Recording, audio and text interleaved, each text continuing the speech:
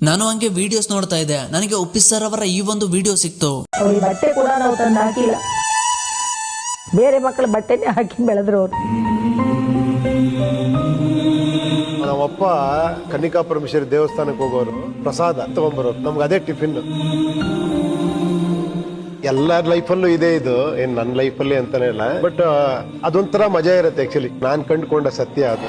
ನೋಡಿ, ನಮ್ಮ ಲೈಫ್ ನಲ್ಲಿ ಪ್ರಾಬ್ಲಮ್ಸ್ ಬರೋದು ನಮ್ಮನ್ನ ಕುಗ್ಗಿಸೋದಕ್ಕಲ್ಲ, ಮುಂದೆ ಬರೋ ಲೈಫ್ ನಲ್ಲಿ ಒಂದು ದೊಡ್ಡ ಸ್ಥಾನಕ್ಕೆ ಹೋಗಲು ನಮ್ಮನ್ನ ಸ್ಟ್ರಾಂಗ್ ಮಾಡೋದಕ್ಕೆ, ನಮ್ಮ ಪವರ್ ನ ಪರಿಚಯ ಮಾಡಿಸೋದಕ್ಕೆ. ಆದ್ರೆ ಇದನ್ನ ತಿಳ್ಕೊಳ್ದೇ ಇರೋ ಈಗಿನ ಎಷ್ಟೋ ಜನ ಅವನು ನನ್ನ ಬಿಟ್ಟೋದ, ಅವಳು ನನ್ನ ಬಿಟ್ಟೋದ್ಲು ಅಂತ, ನನಗೆ ಅವಮಾನ ಆಯ್ತು, ನನಗೆ ತುಂಬಾ ಪ್ರಾಬ್ಲಮ್ ಇದೆ, ನನಗೆ ಯಾರು ಸಪೋರ್ಟ್ ಮಾಡ್ತಾ ಇಲ್ಲ ಅಂತ ಡಿಪ್ರೆಷನ್ಗೆ ಹೋಗ್ತಾರೆ. ಆದ್ರೆ ಇದೇ ಒಂದು ಒಳ್ಳೆ ಅವಕಾಶ ನಿಮ್ಮ ಜೀವನವನ್ನ ಬದಲಿಸೋದಕ್ಕೆ. ಇದನ್ನ ನೀವು ಚಾಲೆಂಜ್ ಆಗಿ ತಗೊಂಡ್ರೆ ನಿಮ್ಮ ಲೈಫ್ ನಲ್ಲಿ ನೀವು ಏನ್ ಬೇಕಾದ್ರೂ ಮಾಡ್ಬೋದು. ಈ ಒಂದು ಮಾತನ್ನ ಯಾವಾಗ್ಲೂ ನೆನಪಿಡಿ, ಯಾವಾಗ ಮನುಷ್ಯನ ಈಗೋ ಅಟ್ಟಾಗಿದೆಯೋ ಆವಾಗ ಇತಿಹಾಸಗಳ ಸೃಷ್ಟಿಯಾಗಿದೆ. ಈ ಒಂದು ಅವಕಾಶ ನಿಮ್ಗೂ ಸಿಕ್ಕಿದೆ ಅಂದ್ರೆ ಅರ್ಥ ಮಾಡ್ಕೊಳ್ಳಿ, ನಿಮ್ಮ ಜೀವನ ಕೂಡ ಬದಲಾಗೋದ್ರಲ್ಲಿದೆ.